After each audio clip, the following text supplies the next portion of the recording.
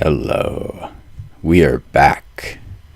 We're back here talking about the perfect American accent. Lighting's a little bit weird and probably stay a little weird for a few videos until I get my bearings. In the meantime, just trying out a few different ways of having the lighting, a few different ways of positioning the camera. A lot of these videos will be somewhat free form. There won't necessarily be a central topic or theme, but follow my voice as best as you can. Try to imitate the sounds I make with my mouth as best as you can. It doesn't have to be now. I might talk too quickly that you won't be able to. But when you're able to, think about the general vowel combinations.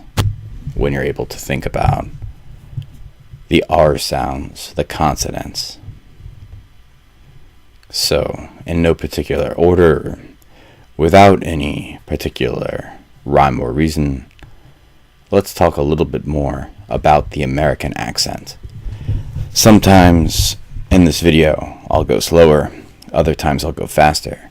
Some videos will be slower, others will be faster, but I guarantee you that if you follow along, if you watch these videos, not even all of them, but enough of them, some of them, you will have the perfect American accent.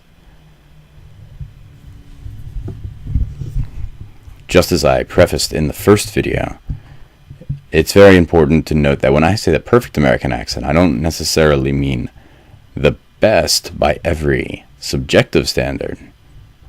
I mean the most quintessentially generic, the most regular, the most normal.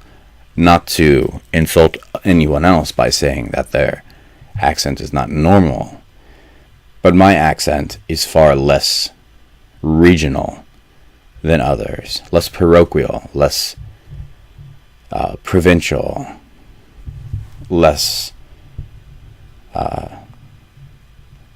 central to one particular area or another. My American accent is more generic for the United States as a whole. And you'll notice sometimes I'll exaggerate certain elements of it so that you really hear the sounds. Sometimes I may exaggerate the speed, going faster or slower, so you'll get the idea of it. And that's a good opportunity to talk about and think about tempo. Tempo is the speed at which you're talking. It can include how fast or slow you say each word, but it can also include how much you pause before you say new words, or how often you pause. When it comes to speech coaching, a lot of people will say it's better to pause more or speak in a halting manner.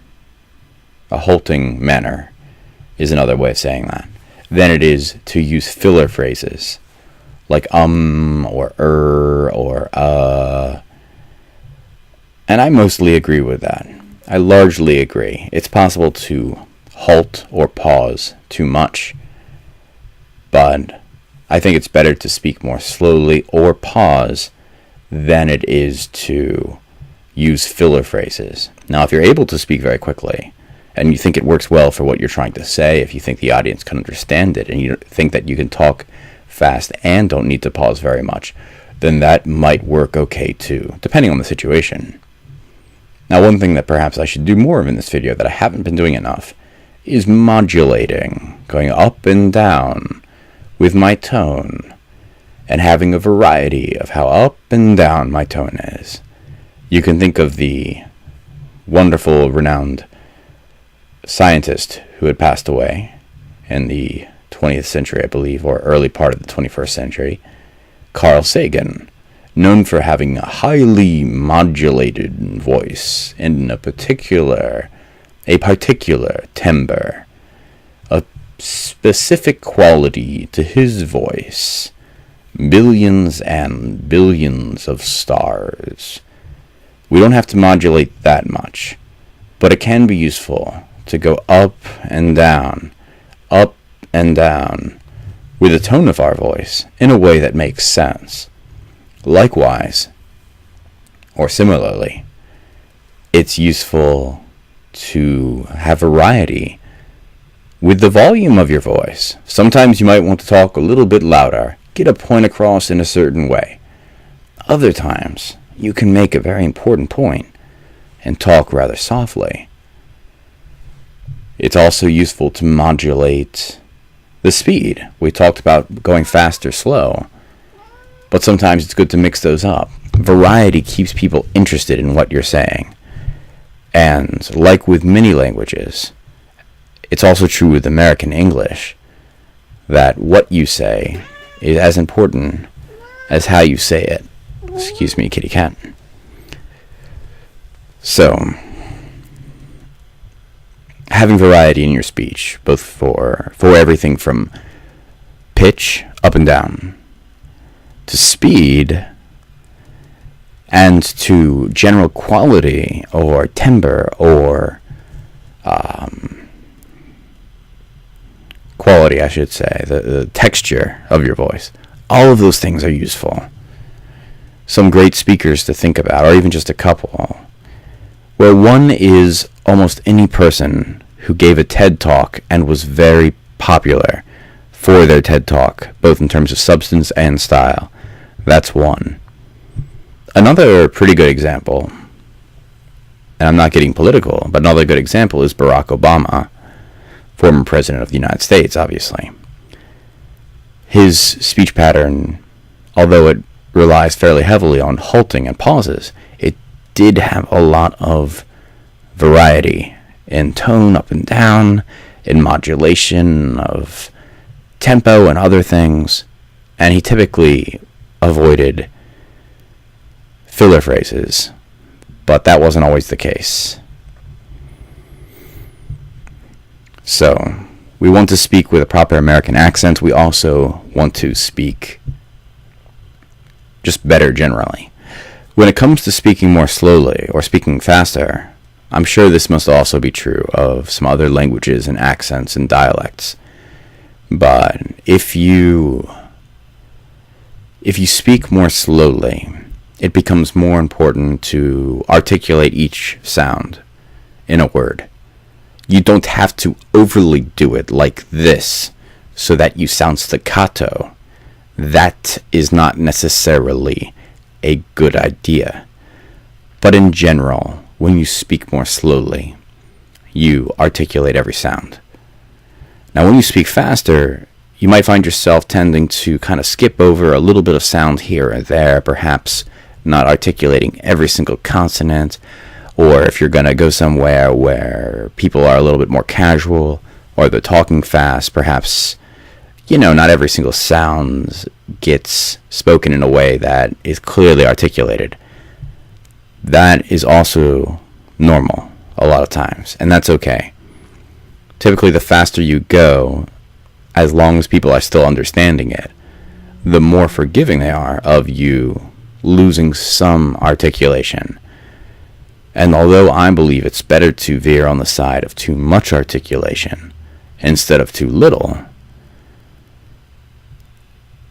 too much over a certain point is going to cause a problem.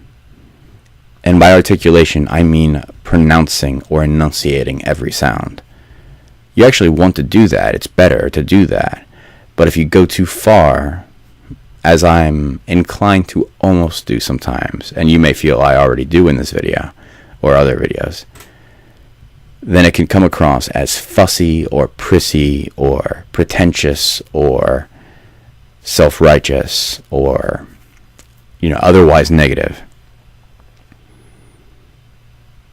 I think we can all visualize and imagine and hear in our head someone who overly articulates every sound and makes certain that it's clear that every sound and vowel is well distinguished.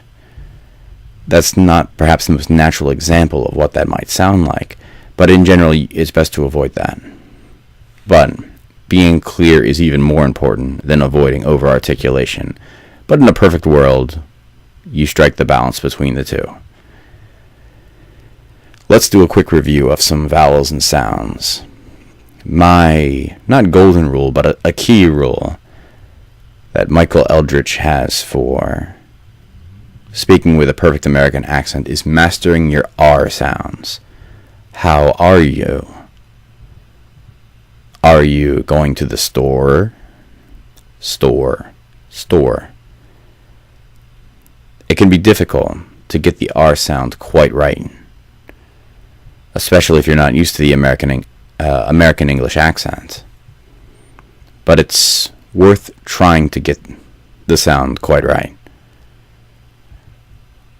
It never hurts to try copying radio announcers, to learn perfectly how to say perfectly, perfectly, perfectly. There's a million ways to say perfectly, but there's only one quintessentially generic American way. The perfect way. The perfect American accent. Now, in certain southern or country accents or regional accents, the R sound could be dug in even harder than what I am suggesting. What I'm suggesting, I believe, is the perfect American accent, the most generic and quintessential. But some American accents might dig into them harder. By dig into them, I mean have an even more overt or obvious R. They might say the perfect American accent. You might have heard people use that expression, America, to kind of make fun of people, sometimes make fun of people who have a country accent and way of speaking that's so strong. Instead of sounding like America, it comes off more as America. You almost hear more of the R sound than you do the E sound in the middle of America. But it should sound like America. America. Welcome to America. This is America, and this is the perfect American accent. It's not, this is the perfect American accent. It's not, this is the perfect American accent. It's not, this is the perfect American accent.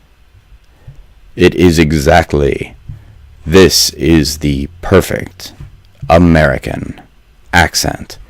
The perfect American accent.